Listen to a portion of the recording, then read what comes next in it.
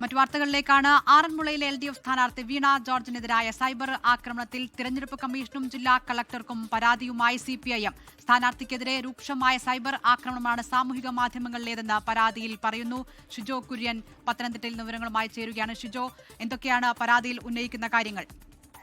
അതില്ല, 2 ദിവസം മുമ്പ് ആറന്മുളയിലെ LDF സ്ഥാനാർത്ഥി വീണ ജോർജ് 24 തന്നെയാണ് ഇക്കാര്യങ്ങൾ തുറന്നു പറഞ്ഞത്. കാരണം തനിക്കെതിരെ വലിയ തരത്തിലുള്ള സൈബർ ആക്രമണം സമൂഹ മാധ്യമങ്ങളിൽ നടക്കുന്നുണ്ട്. അത് ഒരു പ്രത്യേക കേന്ദ്രത്തിൽ നിന്ന് ബോധപൂർവമാണ് തനിക്കെതിരെ ഈ സൈബർ ആക്രമണം നടക്കുന്നത് എന്നുള്ള കാര്യം ആറന്മുളയിലെ LDF സ്ഥാനാർത്ഥി വീണ ജോർജ് കഴിഞ്ഞ ദിവസം പറഞ്ഞിരുന്നു.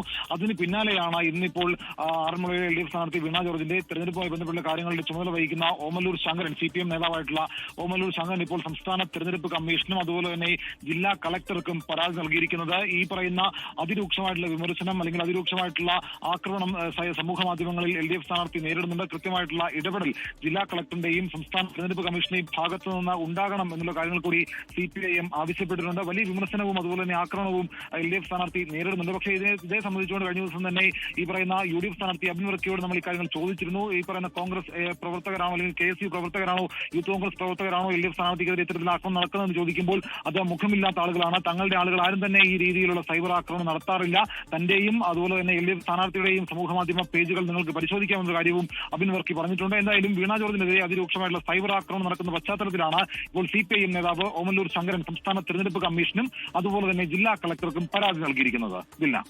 ശരി ഷിജോ.